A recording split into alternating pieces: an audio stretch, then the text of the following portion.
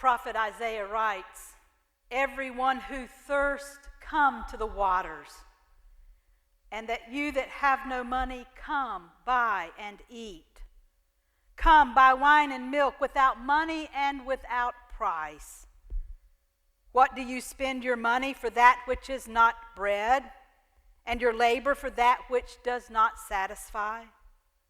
Listen carefully to me, and eat what is good, and delight yourselves in rich food. Incline your ear and come to me. Listen so that you may live. I will make with you an everlasting covenant, a covenant rooted in God's steadfast and sure love. Come, all who thirst, and let us worship together."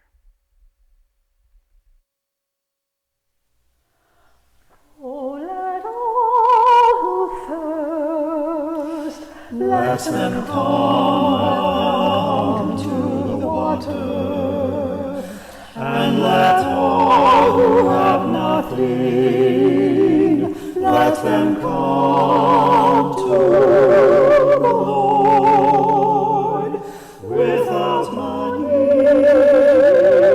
without price. Why should you pay the price except for the Lord?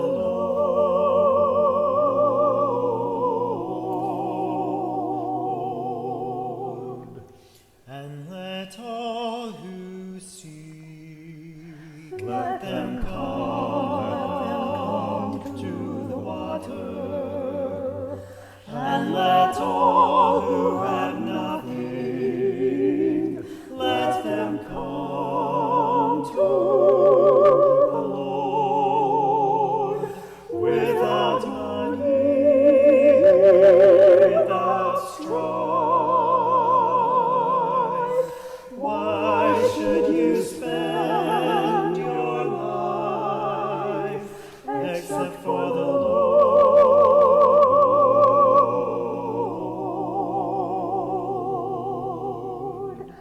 And let all who toil, let them come to the water, and let all who are weary, let them come to the Lord. All who labor without rest, how can your soul find rest except for the Lord?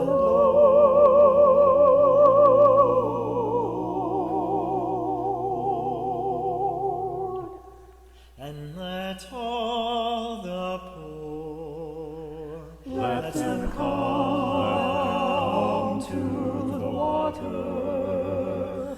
Bring the ones who are laden, bring them all to the Lord. Bring the children without might. Easy the load and light. Come to the Lord.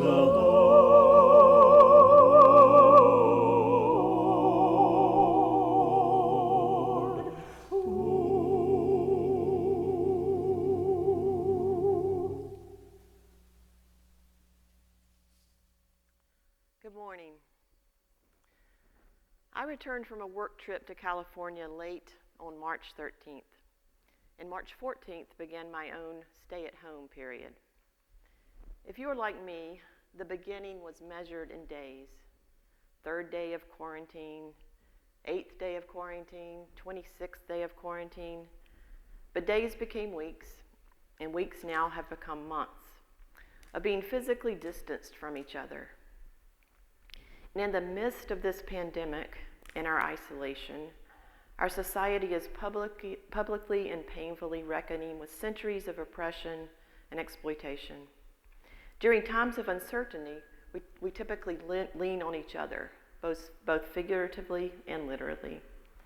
So physical touch and proximity are sorely missed. It is a hard time.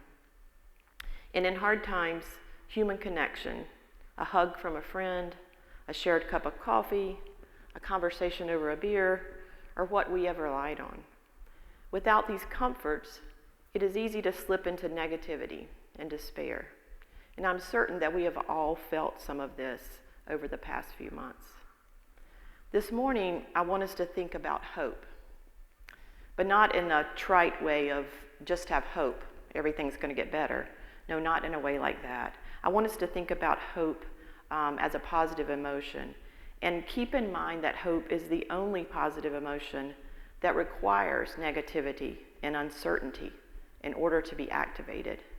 If we didn't have uncertainty about the future, there would be no need for hope. Recently, a professor at the University of Montana issued an invitation for people to write 19 words or less about hope in these times. Listen to some of the responses. Walking down the trail, slowly, quietly, looking for a little fox poking out of the den again this year. Hope is staring at the blue eyes of my granddaughter as we FaceTime a lesson on the letter B. Hope, howling for healthcare workers every night. Hope is my wife holding our infant son, commenting how the bird song outside the window reminds her of spring. And also, hope, the work of humans to slip from darkness, rioting into the light. Hope is usually defined as a noun, as a feeling of expectation.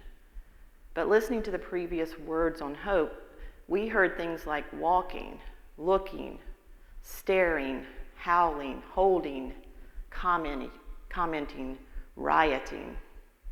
Did you notice that these are not nouns? My friend and colleague, Dan Tomasulo, who has just written a book on learned hopefulness, describes hope as a verb. And that is what we heard in those words of hope. We heard active verbs. Dan also suggests that as hope is practiced, then hope is learned, hope is cultivated, and hope and resilience blossom. If we begin to treat hope as a verb, we don't wait for something to happen. We make something happen. This has been really helpful to me in terms of my physical, emotional, and spiritual well-being during this time. Each day making something happen. It doesn't always have to be a big and monumental thing that we do, but practicing hope builds hope. On some days, hope may be cleaning out a drawer or pulling weeds. On some days, hope may be noticing the beauty of the birds at the feeder. On other days, hope may be sending bail money for a protester who was arrested. Hope may be reaching out to a friend. Hope may be paying rent for a trans youth who has been disowned by their family. Hope may be writing your city council. Hope may be taking a walk in your neighborhood.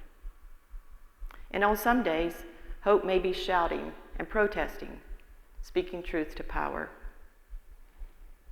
As we continue on this journey as a community of hope, may we find ways to make hope a verb for our own well-being and for the well-being of our fellow humans.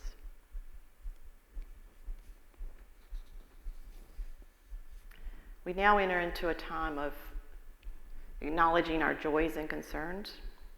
And as we do that, we offer our prayers. We remember these people. We hold in our prayers Clint Mitchell. One of Clint's closest friends, Kent, died on July 2nd. This is the second close friend that Clint has lost this year. We continue to keep in our prayers Tom Henderson, who is recovering from surgery. Dawn, one of our roundtable guests, lost her daughter to addiction. As we hold these concerns, we also name our joys. We celebrate with our high school graduates who were honored yesterday in a caravan celebration at the church. Pullen members decorated their cars and held signs congratulating the graduates and drove through the parking lot honking horns and cheering to music. Mary Alice Hobbs and Skylar Lewis were here at the church to enjoy the festivities.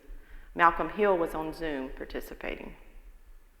We also celebrate the recent Supreme Court ruling declaring portions of Oklahoma as tribal lands for indigenous people. With the concerns and joys you are holding, let us all join in our call to prayer.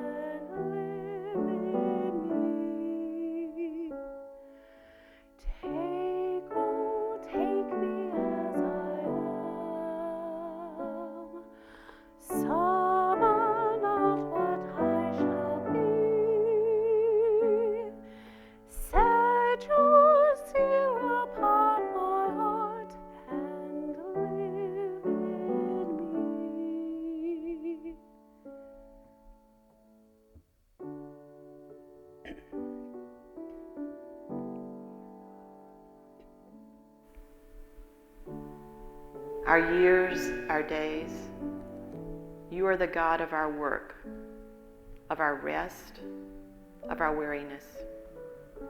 We come now in our strength and in our weakness, in our despair and in our hope, in our buoyancy and in our disease. We come to pray for ourselves and for all like us who seek and yearn for life anew. We pray this day for ourselves and for others. Like us in our greed, we are among those who want more money, more power, more piety, more sex, more influence. We pray this day for ourselves and others like us in our discomfort. We are not far removed from those without love, without home, without job, without health care, without hope. We are close enough to vision those who must rummage and scavenge for food, for their hungers are ours. So again, we ask for your presence as we continue on our journey of hope. And may you be with us as we find ways to make hope a verb for our own well-being and for the well-being of our fellow humans.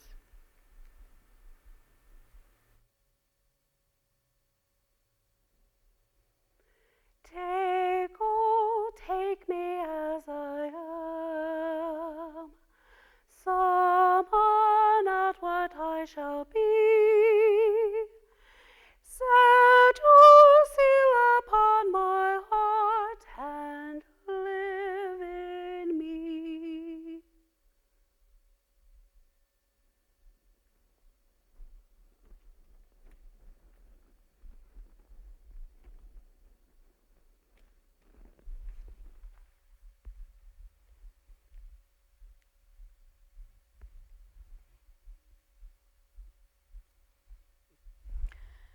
The prophet Isaiah continues writing to all those who thirst these words.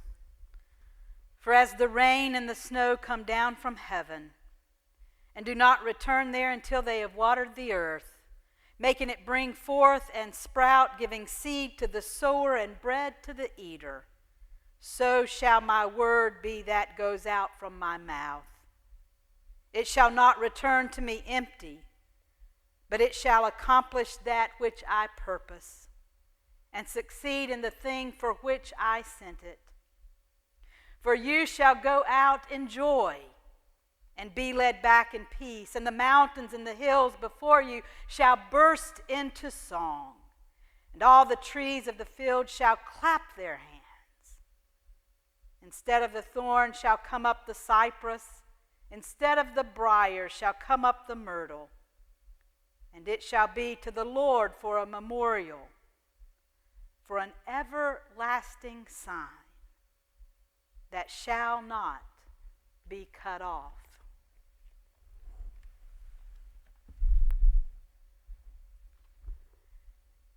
As I was leaving the church at 7:54 on Thursday evening, my eye caught one of the brightest and most beautiful double rainbows I have ever seen.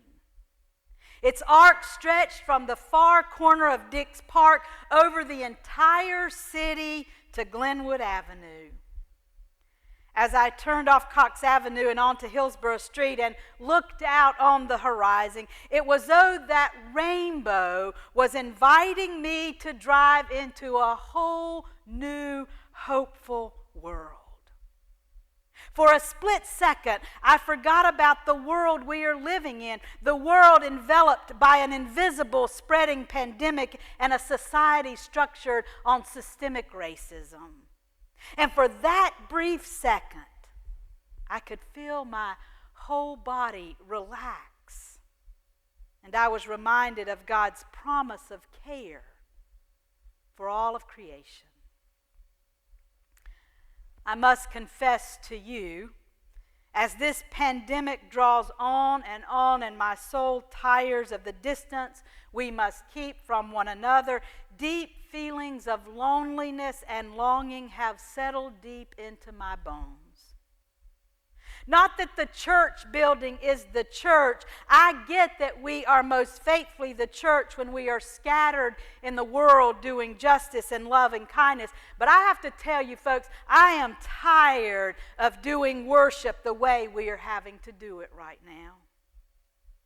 I miss seeing your faces gathered in one place. I miss our Wednesday night meals together. I feel so much loss when I can't be at the hospital with you in your time of need. I hold sadness in my body that our youth and children can't celebrate their summer rituals of gathering with other young people their age for Baptist youth camp and for vacation Bible school. Yes, we are finding other creative ways to manage these rites of passage, but it's not the same. And maybe same is not even what I'm after or what I'm missing as much as it is the daily experiences those events hold for us. Honestly, I'm not sure I realized just how much I needed a sign that would soothe my weariness until I saw that beautiful, bright, mystical bow in the sky, a sign of promise and of hope. In our faith story, the rainbow is a sign of God's covenant with God's people, a covenant painted in colors of love and justice, compassion and mercy, hope and healing. The rainbow, red, orange, yellow, green, blue, indigo, and violet, reflecting and celebrating the diversity of God's creation. Now I will share another confession. I was not, growing up, a rainbow kid. There was nothing wrong with being a rainbow kid. I just wasn't one of them. Now imagine you're wondering what I mean by a rainbow kid. Well, you remember how in elementary school there were those kids, when asked to draw a picture, would always draw a rainbow using all of the brightest colors in those little Crayola packs of crayon. Their pictures were so bright and happy, seemingly representing a happy, carefree life. I didn't feel that growing up. As early as I can remember, I felt different, out of place, like something was wrong with me. Those were not rainbow feelings. So while I was curious about my classmates who drew rainbows and had rainbow toys and wore rainbow clothes, rainbows didn't seem to fit me. And I guess my early theological education at Sandy Plains Baptist Church didn't do much to help me explore the rainbow as a sign or symbol of a theological statement celebrating God's diversity and inclusion. No, I was taught in my Southern Baptist Sunday school class, I'm sure in good faith, that the rainbow was a sign that God would never get so angry again as to destroy creation as God had done with the flood. That myth of an angry God didn't really speak to a God who celebrates diversity. No, it wasn't until I learned that the rainbow was the symbol adopted by the LGBT community to celebrate diversity and inclusion that I finally got what my classmates might have felt when they colored all those rainbow pictures. Think about that for just a moment. It took an oppressed community to liberate the rainbow from the hands of an angry God and centuries of bad theology. But then again, the fathers of mainline Christian theology and especially contemporary Christian preachers have used the story of our faith to highlight the suffering of humanity and natural disasters on humanity as signs from God to condemn and control and oppress God's people since the beginning of time. Allow me to prod your memory here. It wasn't that long ago that a certain televangelist blamed 9/11 terrorist attack on, quote, the pagans and abortionists and the feminists and the gays and the lesbians who are actively trying to make that an alternative lifestyle. And it was this same Christian preacher who prayed, quote, a shield of protection around his properties from Hurricane Florence. And the fact that it didn't hit his properties, that the hurricane didn't destroy his properties, was, he said, a sign from God that God found favor in him. One can't overstate the sickness of this kind of theology. Seeking signs from God is tricky theological business. And yet, another confession I must make. I often ask God for a sign. After all, the discernment process wouldn't be complete without that one request. God, could you just give me a sign that this is what I'm supposed to be doing?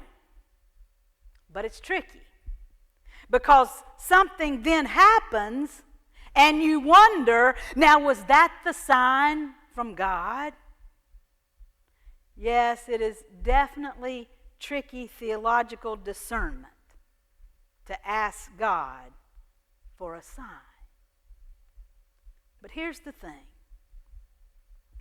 There are signs in this world pointing us to God and to God's presence in the world. And I've been seeing these signs as of late. The generosity of people in this church who are able during this pandemic to give a little extra to care for their neighbors. Our church has gifted over $10,000 to families in need during this pandemic. This, my friends, is a sign from God that God's people are showing up in this world, loving their neighbor. There are other signs of God's presence I'm seeing in the world right now. A ruling from the highest court in our land affirming that a landmark civil rights law protects gay and transgendered workers from workplace discrimination. It is a sign of God's presence in the world. Young people holding vigil 24/7 for over a week until a governor vetoes a bill that included a provision that would have limited transparency in death investigations. The veto of Senate Bill 168 is a sign of the kind of justice that our faith demands. It is a sign of history being righted, that Native Americans in Oklahoma have had affirmed the sovereignty of their land. The cancellation of the Atlantic Coast Pipeline is a sign of the recognition that our land is sacred ground. In the midst of this pandemic, we are seeing signs of God's compassion coming into the world in new and imaginative ways. And as our nation engages in the work of coming to terms with America's original sin of slavery and systemic racism, there are signs everywhere that God is in our midst, opening eyes and hearts and minds to new ways of seeing and acting and advocating. For certain, there are also signs that point to our shadow side. As a nation and as individuals, there will always be those signs. Signs point us in all directions. And if I can go back to that rainbow I started with, it is not lost on me at all that it takes rain and sunshine to make a rainbow. And so the prophet Isaiah writes, "For you shall go out in joy and be led back in peace. The mountains and the hills before you shall burst into song, and all the trees of the field shall clap their hands. Instead of the thorn shall rise up the cypress, instead of the briar shall come the myrtle. And it shall be to the Lord for a memorial, for an everlasting sign that shall not be cut off." An everlasting sign that shall not be cut off. What is the everlasting sign that shall not be cut off? It is God's liberating love.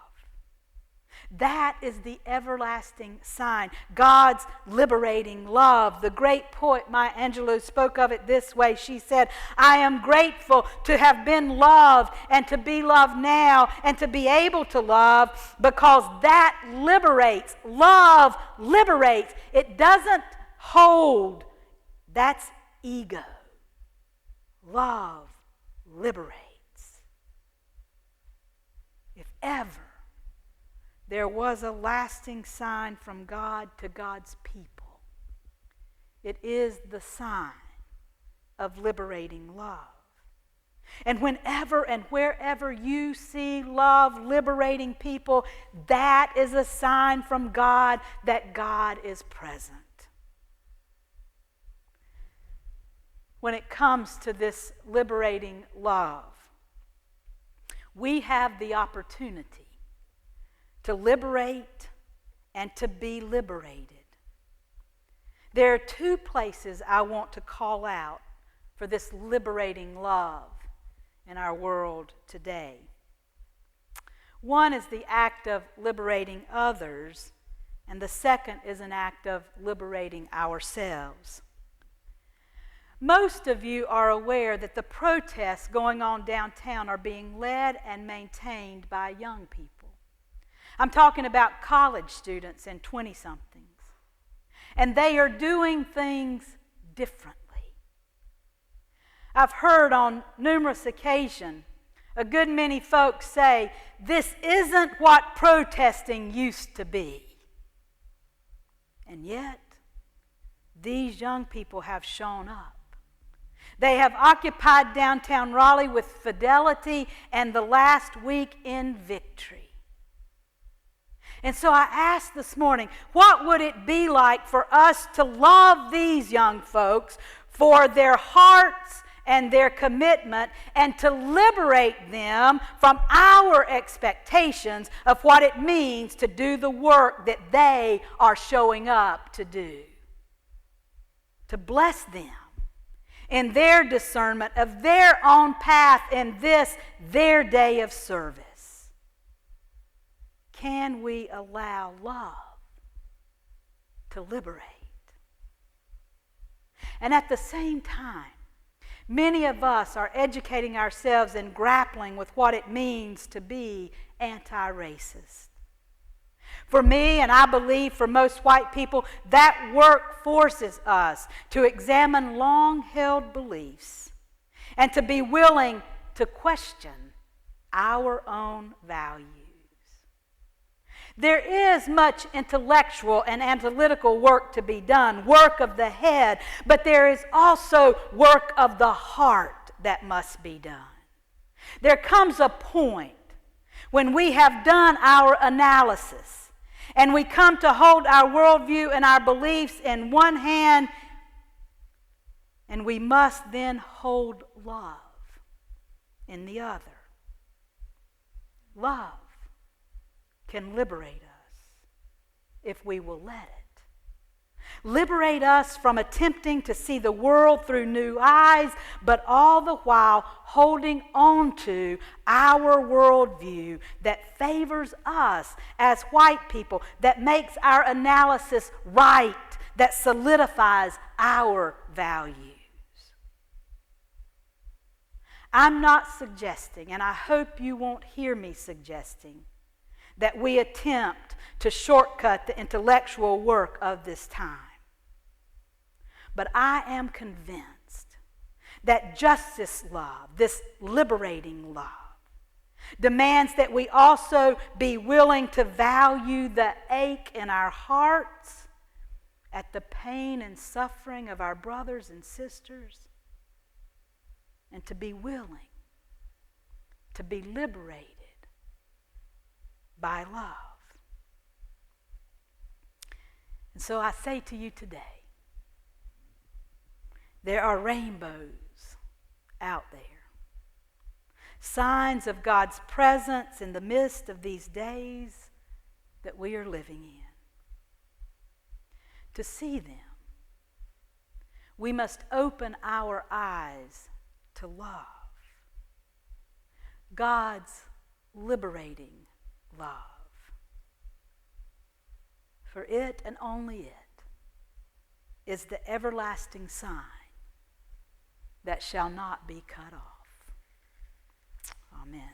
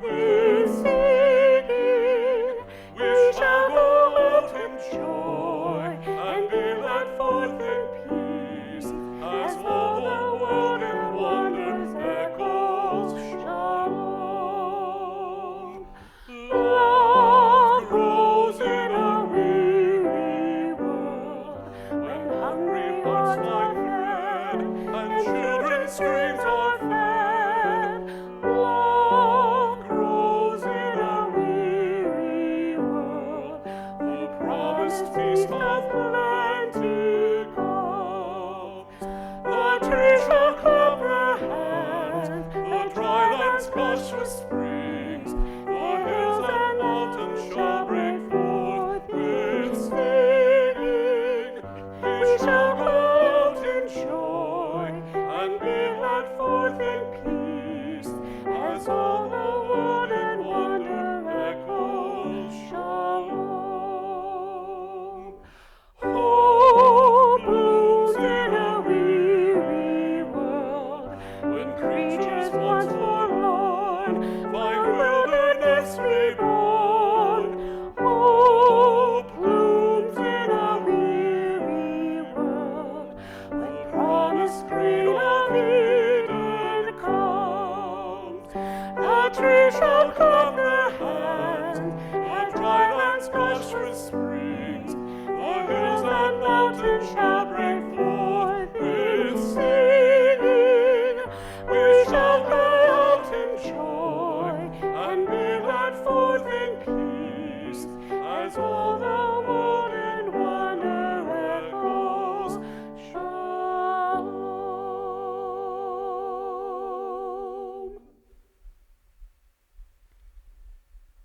What a joy it is to worship together, even as we are in our various places, our homes, our outside, wherever you are watching and participating in this worship. It is good to be together always. Hear now this benediction. Go out in joy. Be led forth in peace to do the work of God's liberating love in the world. Shalom.